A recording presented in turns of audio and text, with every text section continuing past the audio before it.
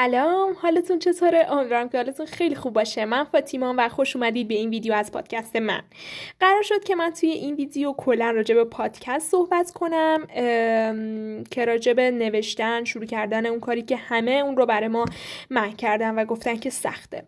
مثل همون نوشتن و روزمرگی و برنامه و اون حس و حال نویسندگی که واقعا با آدم یه لذت خیلی خاصی میده. اما نمیشه خوب گفت، ولی خب من میخواستم توی این ویدیو با هم دیگه شروع کنیم و ادامه بدیم و اینم از اولین قسمت شروع پادکست ما.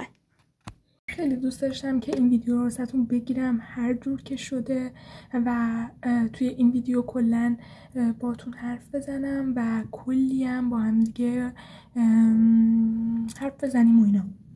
یه خوب به نوشتن خیلی حس خوبی با آدم میده و من چون که خیلی دوست دارم نوشتن رو و شروع کردن اون رو، برنامه تو بنویسی، همه چیز رو نوشتن، یعنی یک کاتب، یعنی یک نویسنده بودن خیلی واقعا حس خوبی من میده. موقعی که ناراحتی، موقعی که خوشحالی، موقعی که سوال عجیبی داری، فقط بنویسی.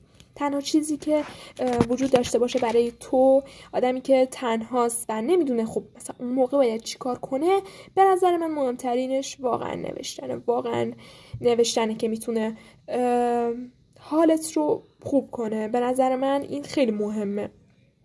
هر جور نوشتنی هم میتونه باشه. یکی از موضوعاتی که پیش میاد، خب ما میگیم که چی بنویسیم؟ همه چیز ما میتونیم بنویسیم. همه چیز تو دنیا وجود داره که ما یک ویژه‌ای باشه برای نوشتن که بتونیم شروع کنیم نوشتن رو. فقط احتیاج داریم به یک دفترچه، به یک دفتر، به یک چیزی که قرار نیست اتفاقی بیفته، یا مثلا اگر که کسی اونو ببینه و اونا هم مشکلی پیش بیاد. وقتی که با یکی این مثلا منطقی باش صحبت کنی، بهش میفهمونی که خب تو قرار نیست اینو بخونی و خیلی آدم مثلا معذرت میخوام بیشوری هستی، که واقعا آدم بیشوری هستی که میخوای بیای اون نوشته من رو بخونی. به خاطر همین بود، از همین بابت که گفتم که شروع این رو بنویسیم و برام مهمه نوشتن. برام مهمه برای که شروع کردن و اگر که واقعا موافقید با این حرف که ما شروع کنیم به نوشتن و حالمون رو خوب کنیم.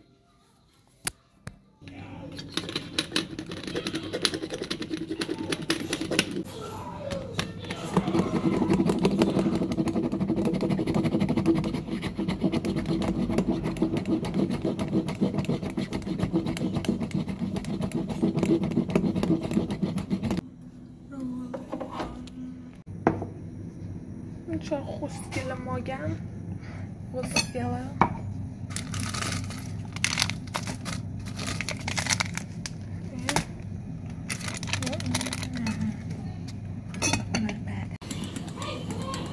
تو رو خدا ساکت.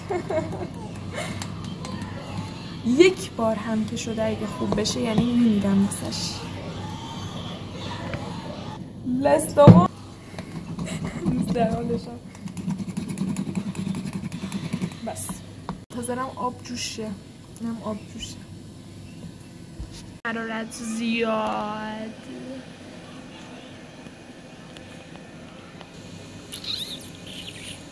ما که خیلی گوگولیه، گوگولی بگولی.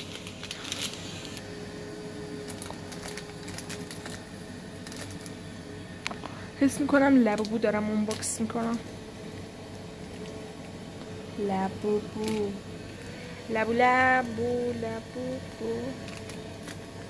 خوبه؟ آره. میشه لطفا بهم بدی؟ من یه دستم دوربینه اساسا. خوبه.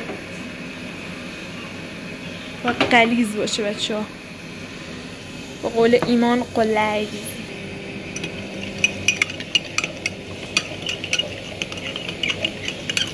حاجی این خیلی غلیظ شده. خوب.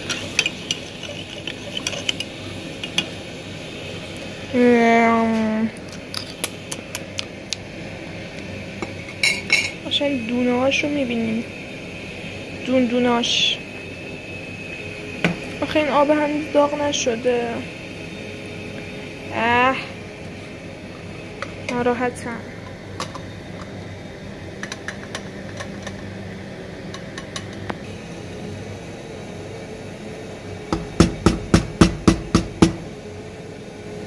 اینجوری باید بکنی، بعد 2-3 تا ضربه، بعد این مدلی که این شکلیشه فکر کنم. وای میترسم یا خدا. و فکر کنم اینو باید اول از بالا بیاری که اینجا شیر بده، بعد بقیه رو لاته بده. بله بچه لاته نمیشه. نشد یه لاته ناناز نشد. چی الان؟ کیه این؟ الان کیه؟ بچه این الان کیه؟